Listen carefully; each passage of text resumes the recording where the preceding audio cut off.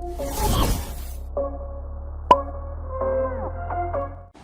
students, welcome to our new lecture number 1 based on topic electrochemistry. Physical chemistry का most important chapter class 12th का electrochemistry ये chapter है और class 12th के board exam के point of view से भी ये मोस्ट इंपॉर्टेंट है। आईआईटी जेईई मेन और एडवांस दोनों एग्जाम के पॉइंट ऑफ व्यू से भी ये मोस्ट इंपॉर्टेंट है और हमारे नीट के एग्जाम के पॉइंट ऑफ व्यू से भी ये चैप्टर मोस्ट इंपॉर्टेंट है। अपने इस क्रैश कोर्स में हमें सेलेक्टेड टॉपिक और बहुत अच्छे से उन टॉपिक्स पे कमांड करनी है इलेक्ट्रोकेमिस्ट्री में। तो इलेक्ट्रोकेमिस्ट्री में जो मेन टॉपिक्स हैं, जो मोस्ट इंपॉर्टेंट टॉपिक्स हैं, जिनसे क्वेश्चंस आते ही हैं, वही हम अपने इस क्रैश कोर्स की क्लास में स्टार्ट करेंगे। ओके, वही हम अपने इस क्रैश कोर्स की क्लास में पढ़ेंगे। हम लोग स्टार्ट करते हैं इलेक्ट्रोकेमिस्ट्री। तो चलिए टॉपिक पे आते हैं और सबसे पहला टॉपिक अपने को पढ़ना है तो थोड़ा सा बेसिक आइडिया आपको आ जाए, इसलिए कुछ छोटी छोटी बातों से, जनरल बातों से ये चैप्टर मैं स्टार्ट कर रहा हूं और फिर हम लोग आ जाएंगे बिल्कुल main exam point of view पे कि जो इंपॉर्टेंट टॉपिक हैं जिनसे क्वेश्चन बनाए ही जाते हैं, उन्हीं क्वेश्चंस के ऊपर, उन्हीं टॉपिक्स, उन्हीं हेडिंग्स के ऊपर हम बात करेंगे। ओके, तो सबसे पहला टॉपिक है कंडक्टर क्या होता है। चैप्टर को समझने के लिए थोड़ा सा बेसिक नॉलेज होना जरूरी है। तो इलेक्ट्रोकेमिस्ट्री में सबसे पहली चीज है कि कंडक्टर क्या होता है। What is conductor?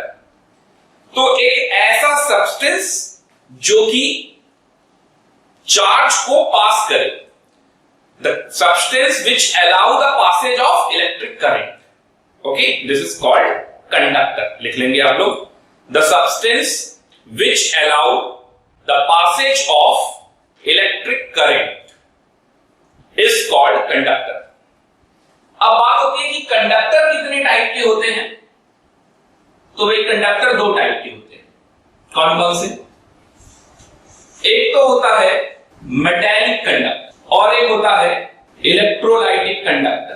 तो एक है हमारा मेटेलिक कंडक्टर और एक है इलेक्ट्रोलाइटिक कंडक्टर। चलिए देखते हैं मेटेलिक कंडक्टर में क्या होता है।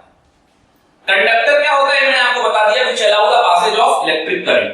ओके, अब इसमें मेटेलिक कैरेक्टर, तो मेटेलिक कैरेक्टर क्या होता है, मेटेलिक कंडक्टर क्या होता है? तो मेटेलिक कंडक्टर का मतलब है charge pass due to the motion of electron.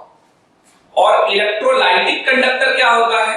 Charge pass due to motion of ions. तो आयंस की मोशन की वजह से अगर चार्ज पास होता है तो उसे हम बोलते हैं इलेक्ट्रोलाइटिक कंडक्टर, और इलेक्ट्रॉन के मोशन की वजह से अगर चार्ज पास होता है तो उसे हम बोलते हैं मेटेलिक कंडक्टर। ओके, नेक्स्ट आते हैं, तो नेक्स्ट हेडिंग डाल देंगे आप इलेक्ट्रोड। तो इलेक्ट्रोड क्या है? इसी को आप हाफ सेल भी कह सकते हैं, इलेक्ट्रोड को ही आप हाफ सेल बोलेंगे। तो इलेक्ट्रोड का मतलब हो गया जब कोई मेटेलिक कंडक्टर या जब कोई कंडक्टर इलेक्ट्रोलाइट के साथ एसोसिएट है। तो लिखेंगे the association of any conductor with electrolyte. Electrolyte हमारा वो केमिकल सब्सटेंस है जो कैटायन और एनायन में डिसोसिएट होता है। The association of any conductor with electrolyte is called electrode और half cell. Okay, next topic है अपना सेल क्या होता है। अब अपने को जानना है कि सेल क्या होता है। तो सेल क्या होता है?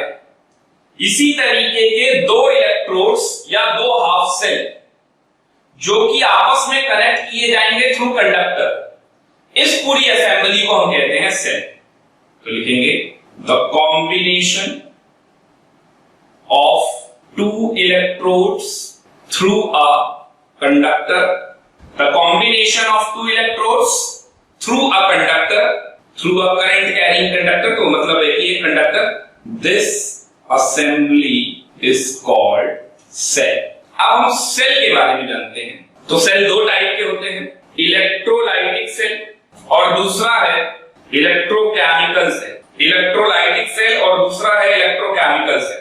तो इलेक्ट्रोलाइटिक सेल क्या होता है? Cell which convert electrical energy into chemical energy.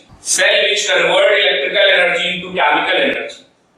यानी electric current bring and chemical change is done is called electrolytic cell. Electrochemical cell क्या होता है? तो लिखेंगे इसका just opposite, cell which convert chemical energy into electrical energy. Okay, यानी कि chemical energy से इलेक्ट्रिक करंट प्रोड्यूस करना, इलेक्ट्रोकेमिकल सेल. इसमें मोस्ट इंपॉर्टेंट डैनियल सेल हम लोग पढ़ेंगे भी अगले टॉपिक में.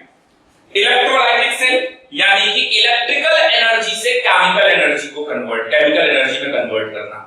Electric current bring chemical change. Okay, तो पहले इसी को समझ लेते हैं, इलेक्ट्रोलाइटिक सेल. तो अब आप हेडिंग डाल देंगे इलेक्ट्रोलाइटिक सेल. क्या इलेक्ट्रोलाइटिक सेल? इस तरीके का एक सेल होगा जिसमें एक तरफ एनोड और एक तरफ कैथोड लगा होगा. अब यहां पर जैसे एक्वस NaCl का सॉल्यूशन, इसको मैं बैटरी से कनेक्ट कर दे रहा हूं, तो ये पॉजिटिव एंड हो गया और ये नेगेटिव एंड हो गया. तो इस वाले को बोला जाएगा एनोड और इस वाले को हम बोलेंगे कैथोड. तो जैसे ही यहां पर सर्किट कंप्लीट होगा तो NaCl टूटेगा. NaCl कैसे टूटेगा? Na+ और Cl-. तो जितना भी एनायन है वो किधर माइग्रेट करेगा? एनोड की तरफ. तो Cl- किसकी तरफ माइग्रेट करेगा? एनोड की तरफ. और जितना भी कैटायन है वो किधर माइग्रेट करेगा? कैथोड की तरफ. ओके, तो anion move towards anode and cation move towards cathode. तो चलिए जान लेते हैं कुछ बातें इंपॉर्टेंट. सबसे पहली बात तो ये कि ये non spontaneous redox reaction without battery, without external source. ये हमारा क्या है? External source. Without battery, without external source ये सेल पॉसिबल ही नहीं है. ये सेल वर्किंग में ही नहीं आएगा, क्योंकि जब तक सर्किट नहीं कंप्लीट होगा तब तक एनायन और कैटायन का माइग्रेशन नहीं होगा, करंट फ्लो नहीं होगा. तो करंट तभी फ्लो होगा जब ये सर्किट कंप्लीट होगा, एनायन एनोड की तरफ, कैटायन कैथोड की तरफ. तो यहां से इलेक्ट्रॉन मूव करेगा और इस तरफ इलेक्ट्रॉन आएगा. तो लिख लेंगे it is a non spontaneous redox reaction which is carried out through external source, which is carried out through external source like battery. अगर कोई non spontaneous redox reaction है तो इसका डेल्टा G कैसा होगा? Greater than 0. Non spontaneous process है तो delta G greater than 0, यानी कि नॉट फीजिबल. फीजिबल नहीं होगा अपने आप तो नहीं होने वाला. Delta G greater than 0. अब इस प्रोसेस में क्या होता है? तो प्रोसेस में ऑक्सीडेशन अकर एट एनोड, जो कि आप देख सकते हैं, while reduction occur at cathode. Anode पे ऑक्सीडेशन होगा और कैथोड पे रिडक्शन होगा. Anion move towards anode, anion move towards anode while cation move towards cathode. While cation move towards cathode, electron is moving from anode to cathode. Electron is moving from anode to cathode out of the cell, बाहर से. तो cell reaction क्या है कि यहां पर जो chloride है, सबसे पहले तो आप एक्वस NaCl को समझ लेंगे. एक्वस NaCl एग्जांपल में आपने लिया तो NaCl ब्रेक होगा Na+ और Cl- में. NaCl ब्रेक होगा Na+ और Cl- में, और एक्वस का मतलब वाटर भी है, तो H+ और OH-. अब एनोड पे क्या हो रहा होगा? तो एनोड पे Cl- और इलेक्ट्रॉन लूज कर रहा होगा. आगे हम अभी सेल रिएक्शन भी पढ़ेंगे, तो सेल रिएक्शन में यही Cl मिलकर क्या बना देते हैं? Chlorine gas. तो एनोड से क्लोरीन गैस भी निकल जाएगी. और कैथोड पे क्या होगा? तो कैथोड में अगर मैं यहां पर देखूं तो Na+ माइग्रेट हो रहा होगा, तो वो इलेक्ट्रॉन गेन करके Na+ Na की तरफ जाएगा. तो anion move towards anode and cation move towards cathode. ये माइग्रेशन होगा NaCl सॉल्यूशन यूज करने पर. इतना आप नोट कर लेंगे. तो ये थे बेसिक टर्म, ताकि आपको इलेक्ट्रोकेमिस्ट्री थोड़ा सा समझ में आने लग जाए कि चैप्टर में बेसिक टर्म्स का मतलब क्या है और क्या होने वाला है। इलेक्ट्रोलाइटिक सेल इतना इंपॉर्टेंट नहीं है जितना कि इलेक्ट्रोकेमिकल सेल है। तो हर साल जो क्वेश्चन भी पूछे जाते हैं वो सेल में अगर पूछा जाता है तो इलेक्ट्रोकेमिकल सेल से पूछा जाता है। ओके, तो यहां तक आप नोट कर लेंगे। और अब अपने को इंपॉर्टेंट टॉपिक्स पे चलना है। ये बेसिक टर्मिनोलॉजी तो कंप्लीट हो गई, तो यहां तक जल्दी से नोट करेंगे। तो चलते हैं नेक्स्ट टॉपिक पे, और अगला नेक्स्ट टॉपिक है, यहां से सबसे ज्यादा इंपॉर्टेंट अब क्वेश्चन अब स्टार्ट होंगे, क्योंकि अब हम लोग सिर्फ इलेक्ट्रोकेमिस्ट्री में जो इंपॉर्टेंट टॉपिक्स हैं, मेन टॉपिक्स हैं, वही कंप्लीट करेंगे। क्रैश कोर्स में इंपॉर्टेंट टॉपिक्स पे ही ज्यादा फोकस करना है, जो एग्जाम पॉइंट ऑफ व्यू से मोस्ट इंपॉर्टेंट है। जो नहीं आते हैं क्वेश्चंस, उनको पढ़ने से कोई फायदा नहीं है। ओके, तो नेक्स्ट टॉपिक है अपना electrochemical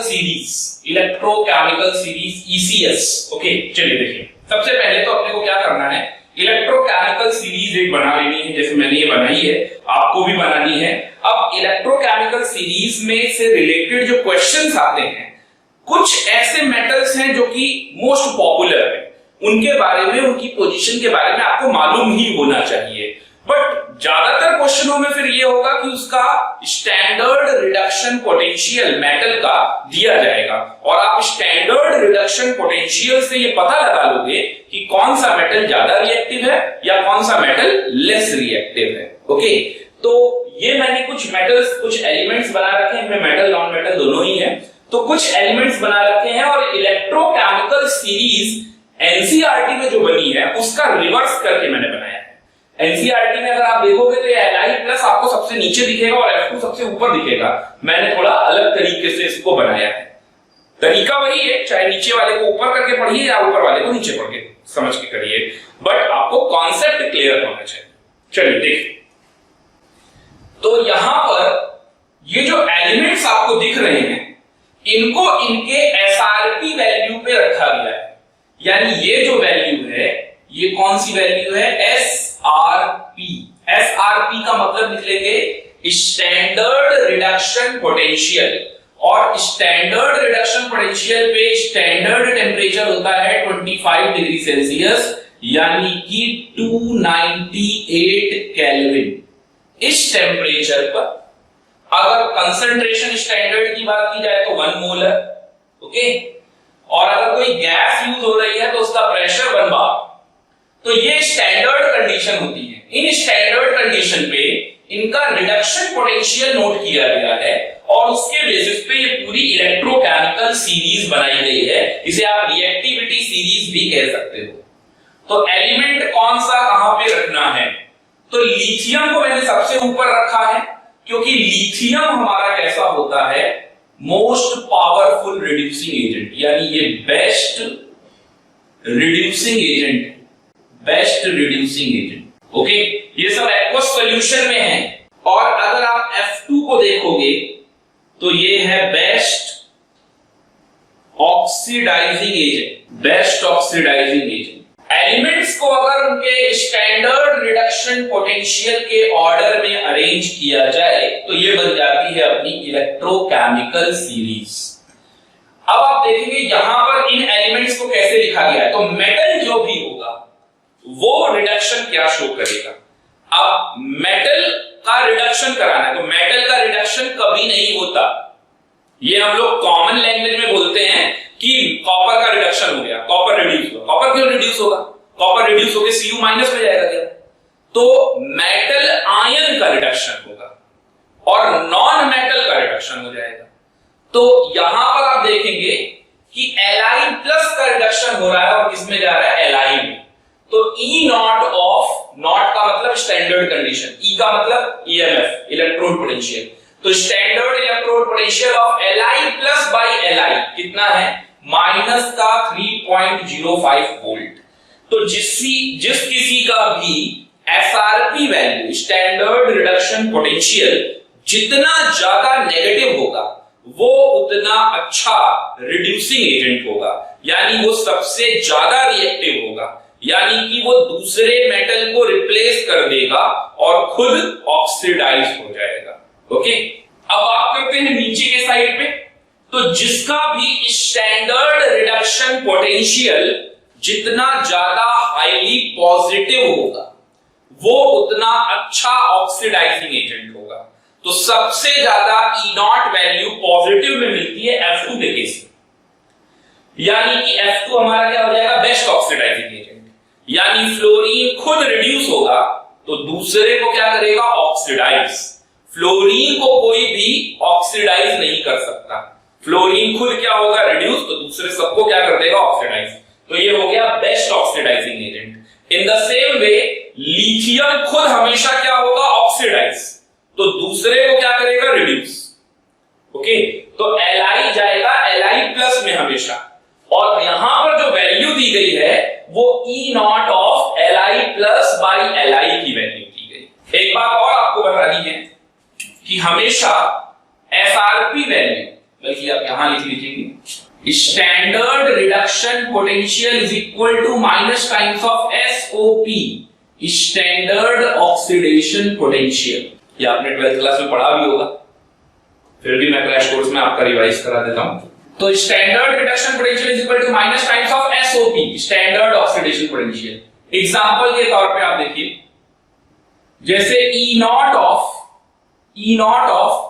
Li plus by Li, exam में आपको कंफ्यूज भी किया जाए, हो सकता है आपको ये वैल्यू ना देकर दूसरे की वैल्यू दे दे, यानी SRP की जगह SOP दे दे। अब आप पॉजिटिव देख के समझ गए कि वो ऑक्सीडाइजिंग एजेंट होगा, तो ये गलत है। अब आप कहोगे कि लिथियम होगा, तब तो हम पता ही कर लेंगे, जरूरी है क्या ऐसा ही हो? क्वेश्चन तो ऐसे भी आ सकता है, 4 एलिमेंट है ABCD और इनका स्टैंडर्ड रिडक्शन पोटेंशियल या स्टैंडर्ड ऑक्सीडेशन पोटेंशियल गिवन है, तो बताओ कौन ज्यादा रिएक्टिव है, कौन लीस्ट रिएक्टिव है? तो क्वेश्चन तो ऐसे भी पूछा जा सकता है। तो इसका मतलब आपको कॉन्सेप्ट अच्छे से पता होना चाहिए। अगर कॉन्सेप्ट अच्छा हो तो पता होगा तो कोई एलिमेंट लगाए, मेटल लगाए, कोई अननोन एलिमेंट लगा दे, आपको कोई दिक्कत नहीं होने वाली। तो E not of Li plus by Li कितना है, माइनस का 3.05 वोल्ट। अगर इतना आया रिडक्शन पोटेंशियल तो E not of Li by Li plus कितना हो जाएगा, प्लस का 3.05। अब आपको बात समझ में आ गई होगी। तो स्टैंडर्ड ऑक्सीडेशन पोटेंशियल और स्टैंडर्ड रिडक्शन पोटेंशियल का मैग्नीट्यूड हमेशा सेम होगा, साइन चेंज होता है। तो आपको जब कोई वैल्यू दे तो ये चेक कर लेना कि वो SRP दी है या SOP दी है। ओके, और यहां पर जो मैं बात बता रहा हूं आपको, वो बात क्या बता रहा हूं, greater the SRP value, SRP value, greater the SRP value. अब greater the SRP value negative में कि पॉजिटिव में, तो हम इसको इस तरीके से लिख लेते हैं, more negative the SRP value, more negative the SRP value, greater will be the reducing agent, greater will be the strength of reducing agent. Okay, ठीक इसी तरीके से मोर पॉजिटिव द SRP, मैं SOP पे बात ही नहीं कर रहा हूं, आप SRP पे ही याद रखो सारी चीजें। बहुत ज्यादा चीजें स्टेटमेंट पढ़ते जाओगे तो कंफ्यूज हो जाओगे। More positive the SRP value, greater will be the strength of oxidising agent. इसीलिए देखिए यहां पे लिखा भी हुआ है, अगर आप ऊपर से नीचे की तरफ जा रहे हैं, यानी लिथियम से आप फ्लोरीन की तरफ जा रहे हैं, तो डाउन जाने पर आपको increasing strength of oxidising agent मिलेगा। जैसे जैसे आप नीचे की तरफ जाएंगे, SRP value more positive, negative से 0 और 0 से पॉजिटिव। 0 कहां आता है, यहां पर आता है। E not of H plus ion by H2 कितना होता है, 0 volt. Okay, this is the reference point. इन्हीं के रिस्पेक्ट में तो अरेंज किए गए हैं सब, जो आप लोगों ने क्लास 12 में पढ़ा होगा, स्टैंडर्ड हाइड्रोजन इलेक्ट्रोड, फिर गैलोमल इलेक्ट्रोड, तो उन्हीं के रिस्पेक्ट में तो अरेंज किए गए। बाकी सारे अननोन मेटल्स को मान के उनका स्टैंडर्ड रिडक्शन पोटेंशियल निकाला गया। ओके, वो कैसे निकालते हैं वो भी अभी आएगा नेक्स्ट इक्वेशन की हेल्प से। तो more positive the SRP value, greater will be the strength of oxidising agent का मतलब हुआ कि जैसे जैसे आप डाउन द डाउन में जा रहे हैं, नीचे की तरफ जा रहे हैं इस टेबल में, तो वैसे वैसे आपकी SRP value negative, more negative से लेस नेगेटिव, लेस नेगेटिव से जीरो, जीरो से पॉजिटिव और पॉजिटिव से मोस्ट पॉजिटिव। तो एसआरपी वैल्यू इंक्रीज हो रही है पॉजिटिव में, पॉजिटिव में इंक्रीज होगी तो स्ट्रेंथ ऑफ ऑक्सीडाइजिंग एजेंट बढ़ेगा। और अगर नीचे से ऊपर की तरफ जा रहे हैं तो एसआरपी वैल्यू नेगेटिव में बढ़ रहा है, और नेगेटिव में बढ़ेगा तो increasing strength of reducing agent, इसीलिए ये बेस्ट रिड्यूसिंग एजेंट हो गया और ये बेस्ट ऑक्सीडाइजिंग एजेंट हो गया। यहां तक की बात आपको समझ में आ गई। अब आप इस टेबल के अकॉर्डिंग समझ लीजिए कि जो ऊपर वाला एलिमेंट होगा वो नीचे वाले एलिमेंट को क्या कर देगा, रिप्लेस। क्यों? क्योंकि ऊपर वाला एलिमेंट कैसा होगा, मोर रिएक्टिव, और उसके रिस्पेक्ट में नीचे वाला एलिमेंट कैसा होगा, लेस रिएक्टिव। जैसे लिथियम और पोटेशियम का अगर सेल बनाया जाए तो लिथियम और पोटेशियम में से कौन ऑक्सीडाइज होगा और कौन रिड्यूस होगा। एक्वस सॉल्यूशन में 10th क्लास में थोड़ा सा लिखा हुआ है, पोटेशियम ऊपर होता है, मोर रिएक्टिव होता है, लेकिन वो सॉलिड में होता है, एक्वस सॉल्यूशन में नहीं। एक्वस सॉल्यूशन में जो बताया जा रहा है वो बिल्कुल सही है। तो लिथियम और पोटेशियम में कौन ऑक्सीडाइज होगा और कौन रिड्यूस होगा। तो लिथियम और पोटेशियम में लिथियम ऑक्सीडाइज होगा और पोटेशियम रिड्यूस होगा। अब आप ध्यान दीजिएगा, मैंने क्या बोला, लिथियम ऑक्सीडाइज होगा और पोटेशियम रिड्यूस होगा। ये स्टेटमेंट गलत है। स्टेटमेंट सही क्या होना चाहिए, टेक्निकल मिस्टेक है इसमें। लिथियम ऑक्सीडाइज होगा और पोटेशियम आयन रिड्यूस होगा। पोटेशियम थोड़ी ना रिड्यूस हो जाएगा। अगर पोटेशियम रिड्यूस होगा तो कहां जाएगा, के से के माइनस, वो तो हो नहीं सकता, तो के प्लस से के जाएगा। तो ये हमेशा याद रखिएगा, मेटल कभी भी रिड्यूस नहीं होता, मेटल आयन रिड्यूस होता है मेटल में। मेटल सिर्फ और सिर्फ क्या होता है, ऑक्सीडाइज। ओके, तो अब इसी तरीके से नीचे के सभी एलिमेंट्स के बारे में लिखा है। तो मैं हर बार एक इस तरीके से नहीं लिख रहा हूं, m+/m, ये आपको पहले स्टेप पे लिख के दिखा दिया तो आपको समझ में आ जाएगा कि सब ऐसे ही लिखे हैं। यानी जैसे सोडियम लिखा है तो सोडियम का मतलब क्या लिखा है, Na+/Na सॉलिड, ये लिखा है इसका मतलब। ओके, तो आप देखिए सोडियम और मैग्नीशियम में क्या होगा, तो sodium will oxidise and magnesium ion will reduce. Okay, अब आपको समझ में आ गया यहां तक। तो ये आप जो हाइड्रोजन वाली लाइन देख रहे हैं, हाइड्रोजन से ऊपर जितने भी एलिमेंट हैं इन सबका एसआरपी वैल्यू क्या आता है, नेगेटिव। एसआरपी वैल्यू नेगेटिव आता है यहां तक। और आप हाइड्रोजन का जीरो हो गया और हाइड्रोजन के नीचे जितने भी देख रहे हैं इन सबका एसआरपी वैल्यू आता है पॉजिटिव। ओके, ऐसे तो ध्यान रख लेंगे। आपको सारे मेटल्स, सारे एलिमेंट याद करने की जरूरत नहीं है, बट हाँ कुछ कुछ तो इंपॉर्टेंट है। जैसे आपको जिंक पता होना चाहिए, जैसे आपको आयरन पता होना चाहिए, जैसे आपको हाइड्रोजन पता होना चाहिए, कॉपर पता होना चाहिए, सिल्वर पता होना चाहिए, हैलोजेंस पता होने चाहिए। अच्छा, हैलोजेंस में बड़ा आसान है याद रखना। हैलोजेंस में क्या होगा, जरा देखिए हैलोजेंस में क्या होगा, हैलोजन नॉन मेटल है, तो नॉन मेटल ऑक्सीडाइज नहीं, यहां रिडक्शन की बात हो रही है, तो इसका मतलब X2/X-, यहां मैं साइड में बता देता हूं आपको, X2/X-, ये हैलोजन के केस में है। तो जैसे I2, Br2, Cl2, F2, और आप देख भी सकते हैं F2 जा रहा है F- में, तो ये I2 जाएगा I- में, Br2 जाएगा Br- में, Cl2 जाएगा Cl- में, और F2 जाएगा F- में। अब I और Br का अगर कॉम्बिनेशन बनाएंगे तो I मोर रिएक्टिव है Br से। हैलोजेंस में कौन सबसे ज्यादा रिएक्टिव है, I, और सबसे लीस्ट रिएक्टिव कौन है, ये। यानी हैलोजेंस में वैसे तो ओवरऑल ही बेस्ट ऑक्सीडाइजिंग एजेंट है, तो अभी भी रहेगा बेस्ट ऑक्सीडाइजिंग एजेंट। और अगर हैलोजन में देखा जाए तो कौन अच्छा रिड्यूसिंग एजेंट है, तो ये अच्छा रिड्यूसिंग एजेंट है, क्योंकि ये खुद क्या होगा, ऑक्सीडाइज, और नीचे वाले को क्या कर देगा, रिड्यूस, यानी रिप्लेस कर देगा। तो I वाला Br वाले को रिप्लेस कर देगा, लेकिन Br वाला I वाले को रिप्लेस नहीं कर पाएगा। Br वाला Cl और F को रिप्लेस कर देगा, रिप्लेस का मतलब वो रिड्यूस कर देगा, और खुद क्या हो जाएगा, ऑक्सीडाइज। ओके, तो ये हैलोजेंस में चलता है, आप ऐसे ध्यान रखिएगा। यहां मैंने I लिखा है, I का मतलब I2/I-। ओके, तो ये इतने मेटल्स हैं, और जैसे आपको sodium, calcium, magnesium, barium, lithium, potassium, इतने तो पता ही होने चाहिए। अब देखिए मैंने इसको कैसे बनाया है, आप भी बना सकते हो।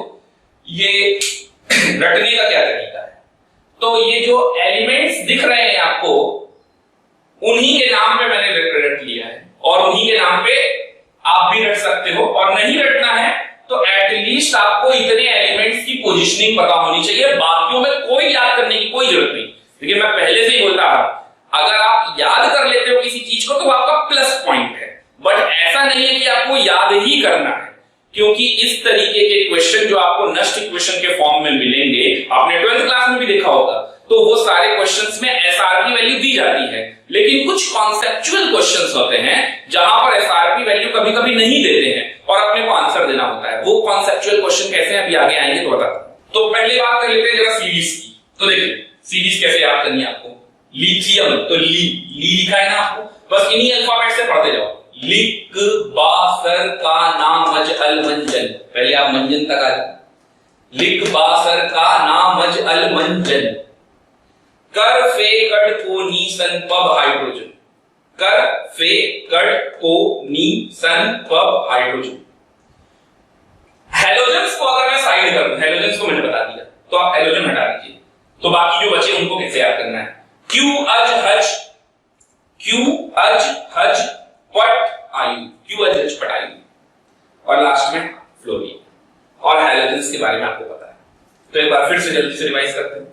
लिख लिख बा सर का नाम मज अल मंजन, कर फे गड को नी सन पब हाइड्रोजन, क्यू अज हज पट आयु, और लास्ट में फ्लोरीन और हेलोजन।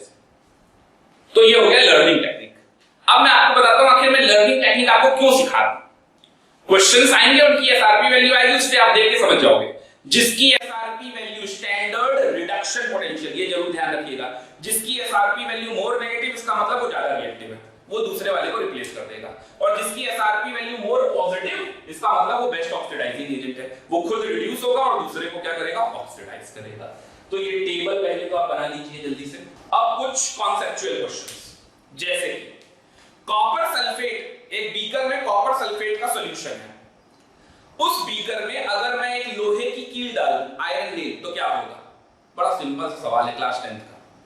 तो आयरन नेल डाल दूं तो क्या होगा, चलिए देखिए रिएक्टिविटी सीरीज से समझते हैं। आयरन ढूंढिए कहां पर है, ये, और एक बात और, ये Fe2+ है, Fe2+ बाई Fe, ओके, क्योंकि Fe3+ जो होगा वो नीचे होगा, हाइड्रोजन के भी नीचे। तो आयरन नेल डाल दिया आपने, और किसके सॉल्यूशन में डाला है, कॉपर सल्फेट का सॉल्यूशन है। तो जरा आयरन और कॉपर में देखिए कौन ज्यादा रिएक्टिव है, आयरन। तो अगर आयरन ज्यादा रिएक्टिव है, इसका मतलब आयरन क्या होगा, ऑक्सीडाइज, और कॉपर क्या होगा, रिड्यूस। फिर गलत, मैं ऐसे ही बोलूंगा, और आपको क्या समझना है, जब मैं बोलूं कॉपर रिड्यूस होगा तो आपको समझना है कि सर बोल रहे हैं कॉपर आयन रिड्यूस होगा। तो आयरन नेल आपने कॉपर सल्फेट सॉल्यूशन में डाला, तो आयरन मोर रिएक्टिव है, तो आयरन क्या हो जाएगा, ऑक्सीडाइज, और कॉपर आयन क्या हो जाएगा, रिड्यूस। तो कॉपर आयन अगर रिड्यूस हो जाएगा तो ब्लू कलर का कॉपर सल्फेट का सॉल्यूशन होता है, वो ब्लू कलर क्या हो जाएगा, डिसअपीयर, क्योंकि Cu2+ से जब Cu जाओगे तो ब्लू कलर डिसअपीयर, और Cu से जब Cu+2+ आओगे तो blue colour appear.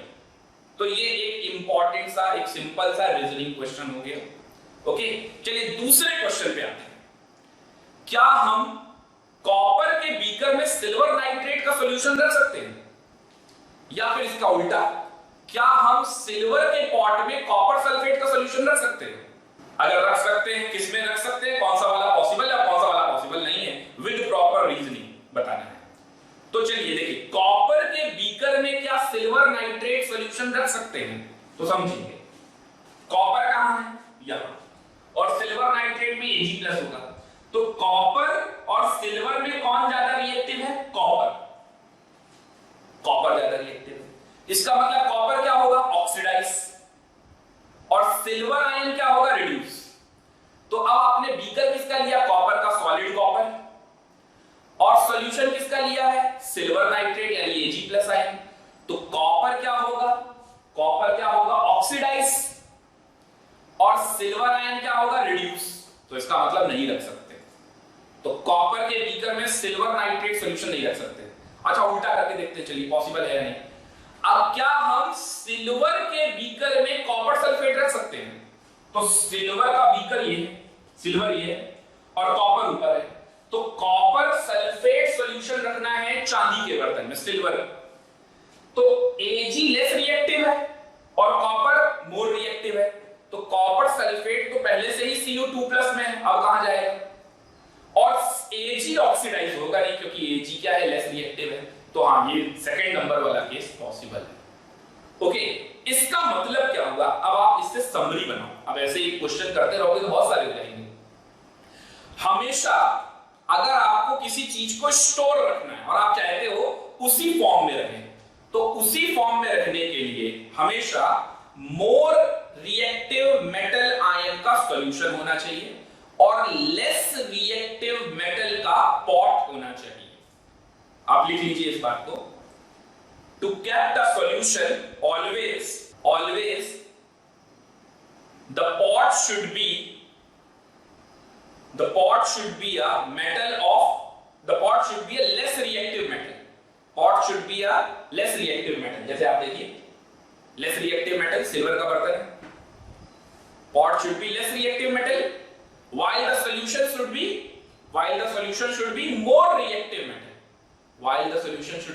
reactive metal, okay. तो ये इस तरीके के छोटे छोटे क्वेश्चंस हो सकते हैं। चलते हैं आगे। अगर मुझसे पूछा जाए अब आपसे क्वेश्चन कैसे बनाए जा सकते हैं, फॉर एग्जांपल अब आपको क्वेश्चन के फॉर्म में बता देता हूं, जैसे A B C D ये, और E0 ऑफ A बाई या E0 of X by X minus, यानी ये रिडक्शन पोटेंशियल हो गया ना, तो ये आपको गिवन है और ये वैल्यू कुछ भी ले लीजिए, जैसे 2.35 ले लिया, ये माइनस का 3.8 ले लिया, कुछ भी। अब जैसे यहाँ तो मैक्सिमम है तो मैंने बता ही दिया पहले ही, तो आपको ये हाइपोथेटिकल सवाल है, या आप कम ही ले दो वैल्यू, 2.87 ले लिया, माइनस का 1.0 ले लिया, प्लस का 1.0 ले लिया, चलिए ये सब। अब अगर आपसे कोई पूछे कि इनमें से कौन मोस्ट रिएक्टिव है, तो देखिए E0 में स्टैंडर्ड रिडक्शन पोटेंशियल गिवन है, तो स्टैंडर्ड रिडक्शन पोटेंशियल में मोस्ट नेगेटिव कौन है ये, तो इसका मतलब मोस्ट रिएक्टिव कौन हो गया? B। तो B क्या होगा? ऑक्सीडाइज। तो B के कांटेक्ट में अगर कोई दूसरा लेकर आओगे तो वो क्या होगा? रिड्यूस। ओके, अब आपसे अगर पूछा जाए इसमें से कौन लीस्ट रिएक्टिव है, तो लीस्ट रिएक्टिव कौन है? जिसका पॉजिटिव में सबसे ज्यादा यानी A। तो इसमें मोस्ट रिएक्टिव कौन हो जाएगा? लिख लेंगे, मोस्ट रिएक्टिव वो हो जाएगा B, और लीस्ट रिएक्टिव कौन हो जाएगा? लीस्ट रिएक्टिव हो जाएगा A। रिएक्टिव का मतलब B विल ऑक्सीडाइज, और A का मतलब, लीस्ट रिएक्टिव का मतलब A विल रिड्यूस, ओके। तो इस तरीके से आपको ABCD के फॉर्म में भी दिए जा सकते हैं। और किसका सॉल्यूशन बनेगा और कौन ऑक्सीडाइज होगा, कौन रिड्यूस होगा, ये सब आप E0 वैल्यू से डिफाइन करोगे। अब तो कोई इलेक्ट्रोकेमिकल सीरीज की जरूरत नहीं है, ओके।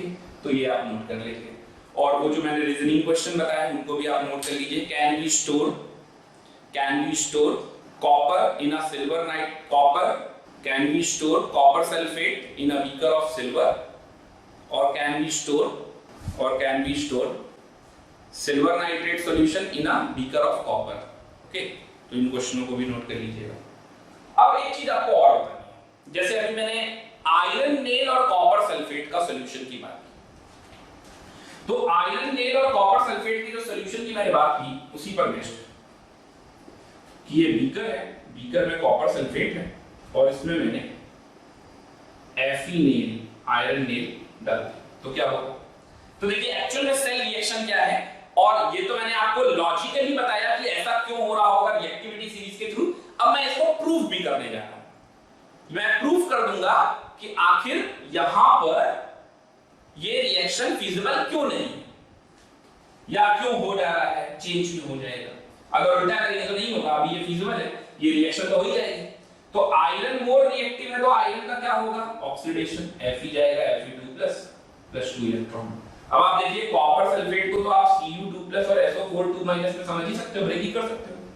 तो ये कहां हुआ होगा? एनोड पे, क्योंकि ऑक्सीडेशन हमेशा कहां होता है? एनोड पे।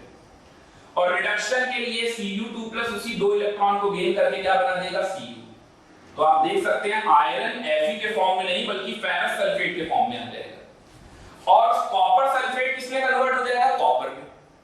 तो ये हुई सेल रिएक्शन, और ये कहां हुई होगी? कैथोड पे।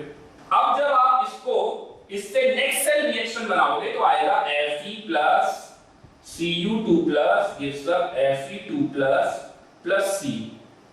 ये आ गया आपका नेट सेल रिएक्शन। अच्छा, अब E0 वैल्यू की बारी आती है। तो E0 वैल्यू का डेटा आपको और मिल जाए। अगर आपको E0 वैल्यू का डेटा और मिल जाए तो आपको पता चल जाएगा। ओके, अब देखिए यहां पर आप Fe2+ वाले का डेटा लिख लीजिए। E0 of Fe2+ by Fe ये होता है माइनस का 0.44 वोल्ट। एक बार आप एनसीईआरटी से कंफर्म भी कर लीजिए। ओके, तो चलिए, तो अब अगर ये इसका रिडक्शन पोटेंशियल है तो इसका ऑक्सीडेशन कितना होगा? ये तो ऑक्सीडाइज हो रहा है ना, तो इसका मतलब यहां पर E0 अगर आप लिखोगे तो कितना आ जाएगा? प्लस का 0.44 वोल्ट। और यहां कॉपर वाले से आते हैं, तो कॉपर वाले से अगर आएंगे तो कॉपर का रिडक्शन पोटेंशियल कितना होता है? तो कॉपर ये रहा Cu2+ बाई Cu, ये होता है प्लस का 0.34 वोल्ट। ये तो आप याद ही रखो। तो ये कॉपर का रिडक्शन ही है, तो यहां पर E0 की वैल्यू हो गई प्लस का 0.34 वोल्ट। ओके, अब आप इसको ऐड कर दोगे तो E0 नेट सेल का रिएक्शन E सेल नॉट है ना, तो standard EMF of the cell क्या आ जाएगा? E0, ये वैल्यू आ जाएगी आपकी 0.78 वोल्ट। 0.78 वोल्ट। ओके, अब आपने एक रिलेशन पढ़ा था 11th क्लास में थर्मोडायनामिक्स में, वो क्या था? वो रिएक्शन, वो स्टेटमेंट था delta G is equal to minus NF E cell. Delta G is equal to minus NF E cell.